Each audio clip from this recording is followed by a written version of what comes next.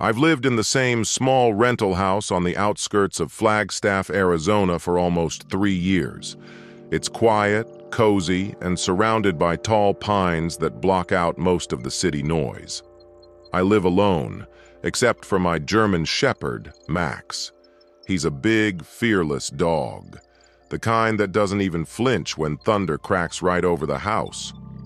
But a few weeks ago, Max started acting strange, terrified, not of strangers, not of storms, not of anything outside.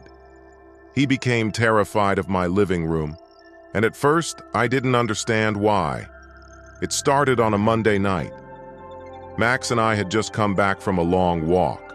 He usually runs straight to the living room, jumps on the rug, and waits for me to throw his toy.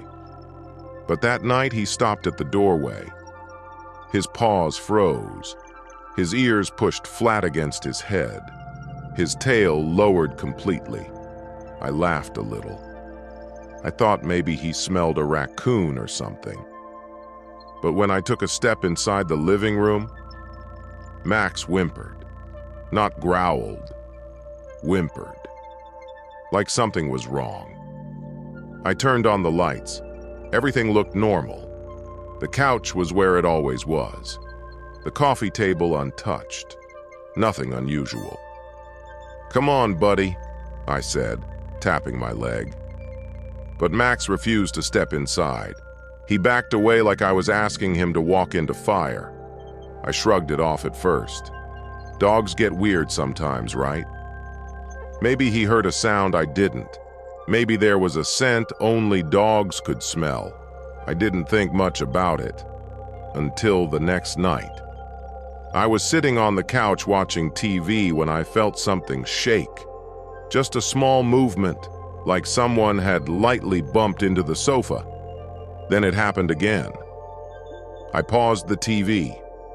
I thought maybe Max brushed against it, but when I looked around, he wasn't anywhere near me. He was standing at the doorway again, staring inside, shaking. I tapped the sofa cushion beside me. "Max, it's okay. Come here." But he didn't move. Instead, he backed away even more. That's when I noticed something else. The cushion next to me. It was dipping, like someone had just sat down. I froze. I didn't move. I didn't breathe. Because the dip was unmistakable, the fabric sinking under weight. And it wasn't mine. And it wasn't Max's. And nobody else was in the house. The cushion stayed sunken for a full 10 seconds.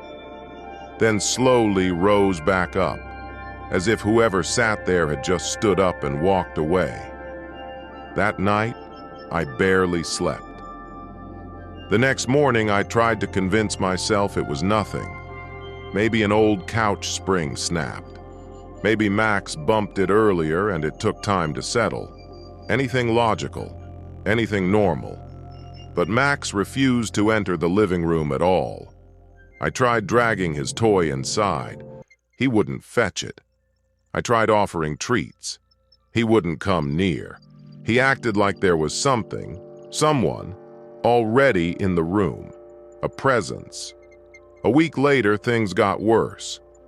Every night around 11 p.m., no matter what I was doing, the same thing happened. I'd be in the kitchen, or brushing my teeth, or getting ready for bed, and I'd hear it. The living room sofa, creaking, as if someone had gently sat down, a soft thump, a shift of weight, the springs complaining quietly. Sometimes even the quiet sound of fabric rubbing, like a sleeve brushing against the cushions. One night, I finally worked up the nerve to check while it was happening. I walked toward the living room slowly, each step heavier than the last. Max stayed far behind me, growling under his breath, eyes locked on the sofa as if he could see something I couldn't. I flicked the light switch on. Nothing. No one.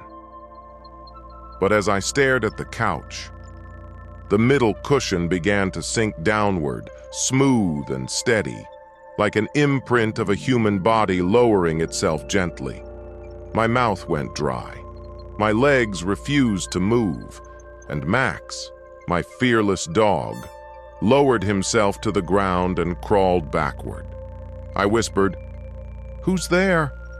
The cushion continued sinking, deeper, then held, as if whoever was sitting was now staring right at me.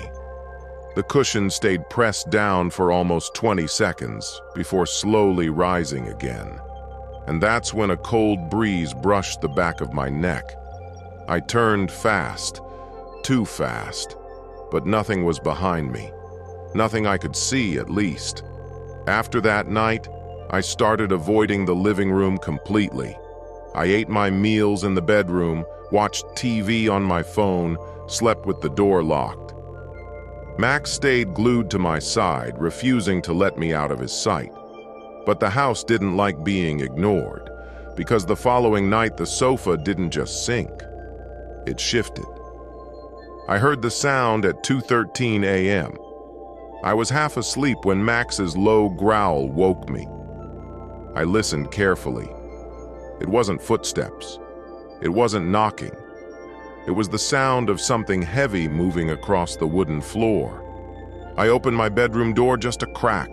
The living room light was off, but I could see the outline of the sofa in the moonlight coming from the window. And I watched, helpless, as the entire sofa dragged itself 3 inches across the floor. Slow, like something had stood up, then sat down again, repositioning itself. I shut the door so fast I nearly broke the frame. The next morning, I called the landlord and asked if the house had any history. He brushed it off, said it was just an old rental, but something in his voice cracked. He knew something, and he didn't want to say it. Last night was the worst of all. I woke up to Max barking, the loudest bark I've ever heard from him. I rushed to the hallway, and that's when I saw it. Max wasn't barking at the sofa. He was barking at someone sitting in front of it, not clearly visible, but visible enough. A shape, a figure, a human outline made of darker shadow than the darkness itself, sitting perfectly still. I blinked, and it vanished. I stood there shaking, staring at the sofa. The cushion dipped, deep, like someone was still sitting there, just invisible now. Max's barking turned into a whimper, and he backed away, hiding behind my legs.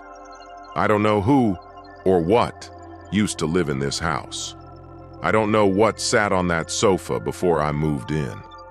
But whatever it is, it's still here, still sitting, still waiting. And tonight, for the first time, when the cushion sank, it didn't rise back up. Something is still sitting there, even now, even as I write this.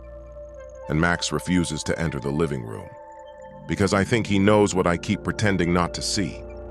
It hasn't left the sofa. It hasn't moved. It's just watching.